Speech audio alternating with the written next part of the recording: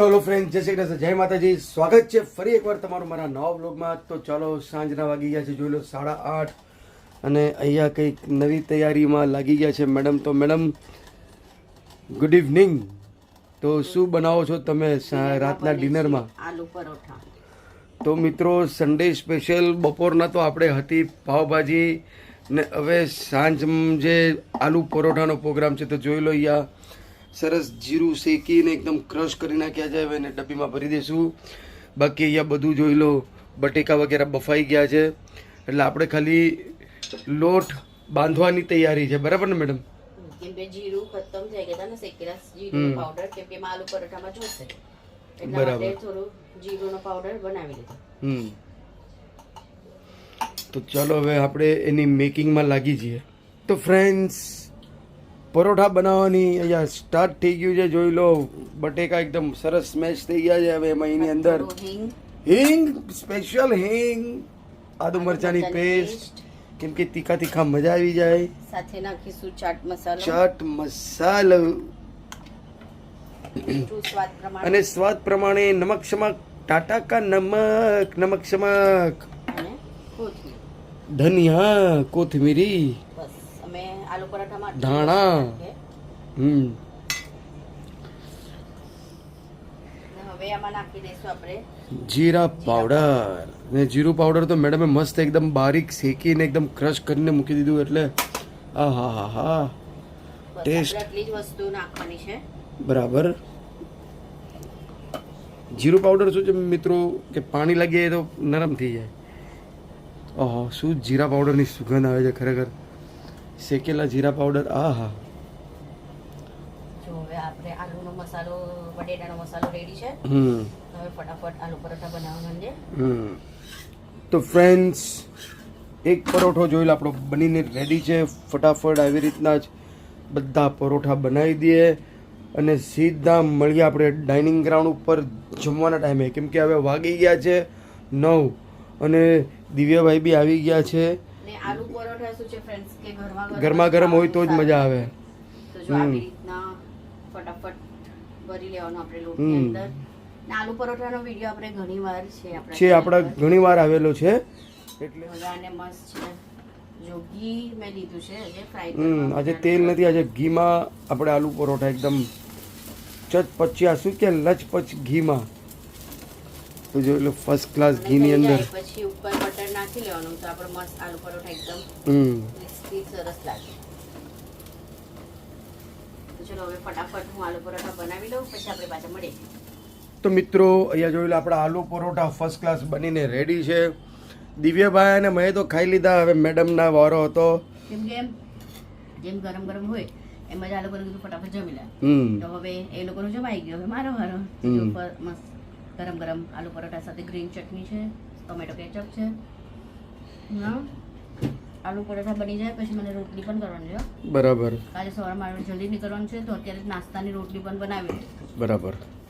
તો hello friends, very very good morning. કાલનો blog continue કરતા જોઈ લો, ઘડિયાળમાં વાગી ગયા છે 6:30, અને અહીંયા મેડમ પરાઠો આપણો કાલનો જે બેલેન્સ બચી ગયો હતો એ અહીંયા ગરમ કરે છે તવી ઉપર. તો મેડમને પહેલાં આપણે વેરી વેરી ગુડ મોર્નિંગ કરી લઈએ.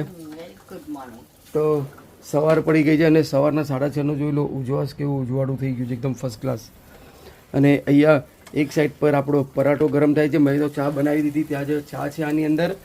અને અહીંયા જે કાલે રાતના જે ચોળી પલાળી હતી એનું શાક સવારના આજે બની જવાનું છે, નીકળી જવાનું છે. પછી હું સાંજે હવે 4:30-5 વાગ્યા સુધી ઘરે પહોંચીશ, એટલા માટે. બરાબર.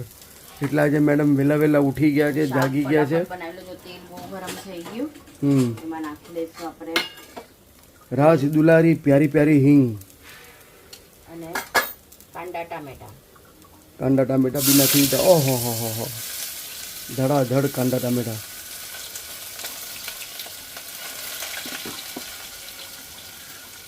ને પરાઠો બી જોઈ લઈએ, ફર્સ્ટ ક્લાસ થઈ ગયો છે એકદમ. રાતનો છે એટલે હવે કેમ કે ફ્રીજમાં મૂક્યો હતો, એટલે શું છે ફોલ્ડ કરીને ડબ્બામાં મૂક્યો હતો. જો આવી રીતના હજી એક છે અહીંયા ફોલ્ડ કરેલો.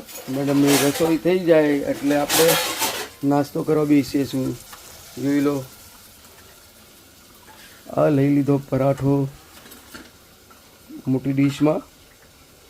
ને હવે બીજો પરાઠો જાય છે અંદર, રોટલી જોઈ લો. પણ રાતના મેં વધારે જ બનાવી લીધી બરાબર, કે આજે બનાવવાની કઈ ટેન્શન નહીં. મગજમારી જ ને ખાલી હવે બધું આ કાલે થઈ એકદમ જાય. ફર્સ્ટ ક્લાસ બનાવીને રાખી દીધું હતું. બનાવી દઈશ ગરમા ગરમ રાઈસ અને ને દાળ પણ બનાવી હા, દઈશ હા, કે પછી હા, હા. ટેન્શન નહીં.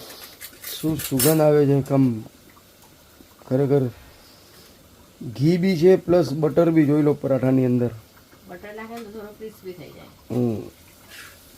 અને ઘીની સુગંધ બી એવી લચપચ આવે છે ને, આહા. તો ફર્સ્ટ ક્લાસ જોઈ લો, આપણા કાંદા એકદમ સરસ ગોલ્ડન બ્રાઉન થઈ ગયા. તો હવે એની અંદર મસાલા બધા જશે. હવે જે આપણે રેગ્યુલર મસાલો છે, કેમ કે હવે મારો લસણનો જે મસાલો છે ને ફ્રેન્ડ્સ, તમે જે પીસીને રાખીએ ને સિક્રેટ મસાલો, સિક્રેટ મસાલો, હા. ખતમ થઈ ગયો છે, એ બનાવવાનો છે. એટલા માટે હવે આ રેગ્યુલર મસાલા આપણા હોય એ, બાકી તો એ મસાલો નાખીએ ને લસણ વાળો તો બહુ ટેસ્ટી લાગે. તો હવે જોઈએ કે પણ આજે આપણે આનાથી કામ ચલાવી લઈશું. હવે મેડમને જ્યારે ટાઈમ મળે ત્યારે એ મસાલો આપણે બનાવી દઈશું, બરાબર ને મેડમ? કેમ કે એમાં ઘણી બધી લસણ ને બધું છોડવાનું હોય. તો હવે મસાલો નાખતા થોડું ફટાફટ શેકવા મળે. સ્વાદ પ્રમાણે મીઠું પણ આમાં નાખી લઈશું. નમક શમાક. હવે આ મસ્ત જે ચોરી છે એ હવે નાખી દઈએ. બસ આને 3-4 સીટી કે લગાવશું કુકરની. હવે આપણું શાક મસ્ત રેડી. કેમ કે ઓવરનાઇટ મસ્ત એકદમ ચોળી તો પલળી ગઈ હતી ફર્સ્ટ ક્લાસ, રાતના જ મૂકી દીધી હતી પલાળવાને. તો જોઈ લો ફર્સ્ટ ક્લાસ મિક્સ થઈ ગઈ છે એકદમ સરસ.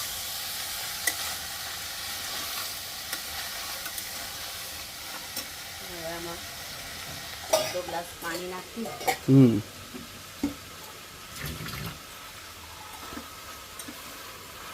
ત્યાં ફટાફટ આ ચોરીનું શાક બને તે આપણે નાસ્તો કરી લઈએ. બરાબર.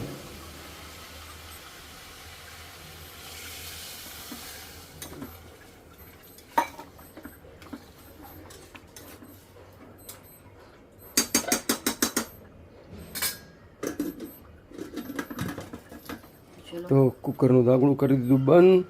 હવે એમાં લગાડશું આપણે સીટી, અને 4-5 સીટી અવાજ આવે એટલે આપણું શાક બનીને રેડી. અને આ મેડમ વાસણની અંદર સીટી શોધે છે.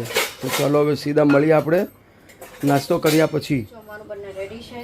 જોઈ લો અહીંયા દાળ બી થઈ ગઈ છે, અહીંયા મસ્ત ચોરીનું શાક પણ રેડી છે, અહીંયા ભાત પણ રેડી છે, અને રોટલી તો કાલે આપણે બનાવેલી છે.